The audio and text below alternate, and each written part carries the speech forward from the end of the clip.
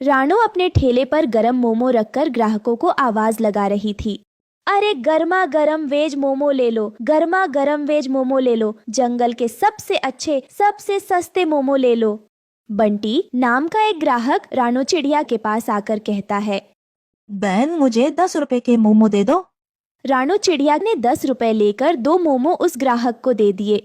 बहन, ये क्या, 10 रुपए के इतने कम मोमोज? भैया महंगाई बहुत है।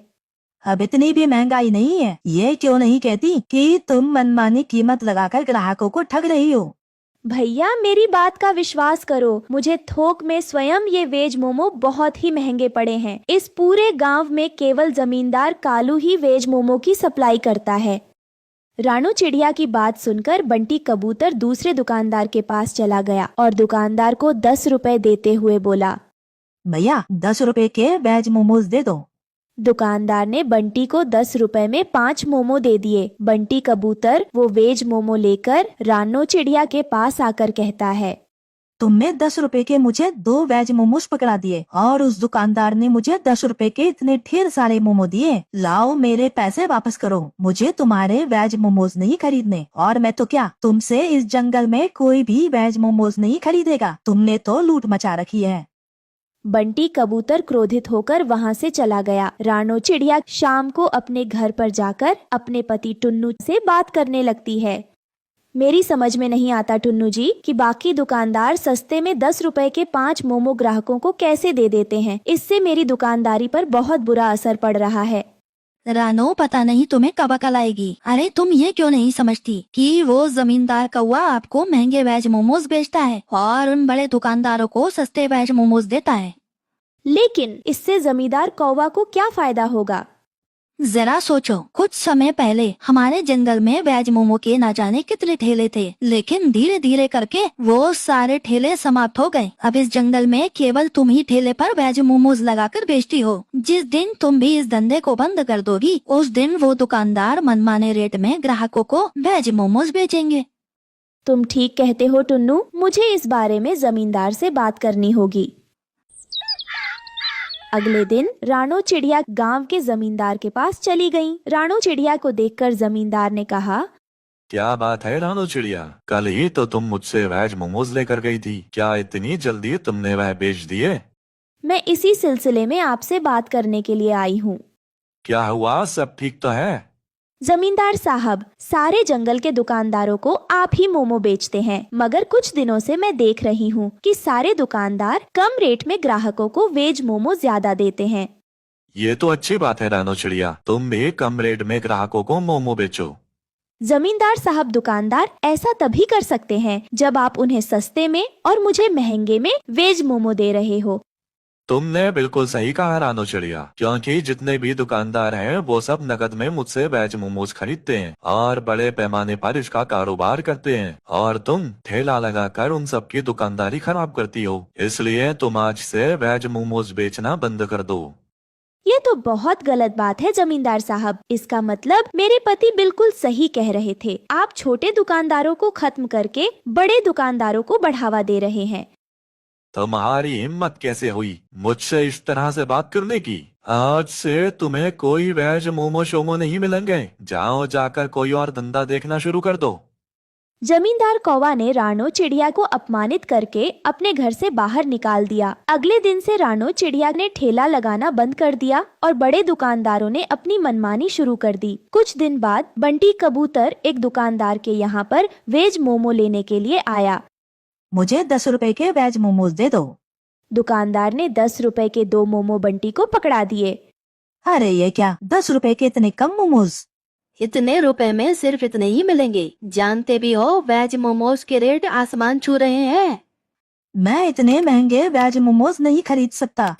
तो फिर आज से मोमोज खाना बंद कर दो।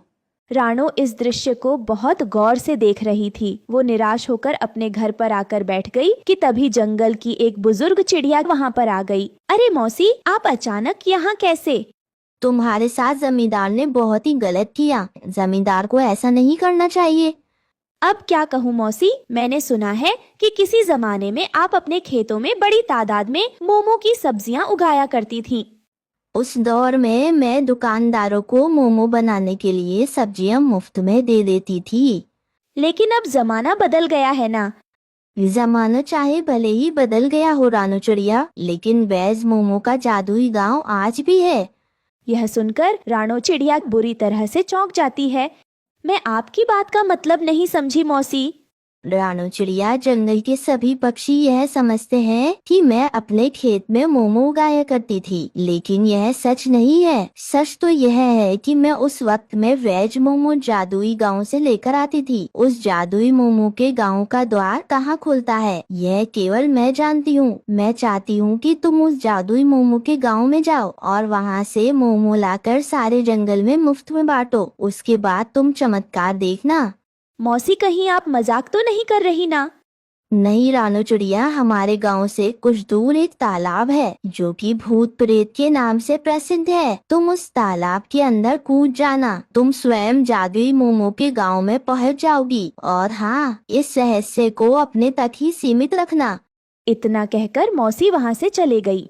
जहाँ तक मौसी को मैं जानता हूँ, वो कभी झूठ नहीं बोलती। तुम्हें एक बार ऐसा करना चाहिए। मैं चाहता हूँ कि उस जमींदार की दुकानदारी इस जंगल में जड़ से ही समाप्त हो जाए।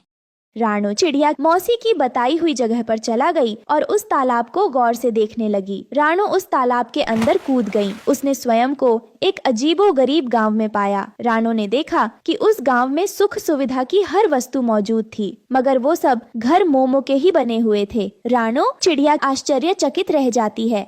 यह तो बड़ा ही अजीबोगरीब गांव है। यहाँ तो हर वस्तु मोमो की बनी हुई है। तभी रानो के कानों में एक व्यक्ति की आवाज टकराई। तुमने सही कहा, ये जादुई मोमोज का गांव है। रानो चिड़िया ने देखा कि वो व्यक्ति उसे देखकर मुस्कुरा रहा था। मैं यहाँ से मोमो ले जाना चाहती हूँ। तुम यहाँ से जितने भी मोमोज ले जाना चाहती हो ले जाओ। यहाँ से मोमोज ले जाने की कीमत नहीं चुकानी पड़ती।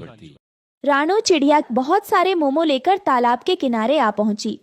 अब मैं रोज वहाँ से मोमो लाकर जंगल में मुफ्त में बांटूंगी। मोमो ले लो, मुफ्त में मोमो ले लो, मोमो ले लो, आओ आओ।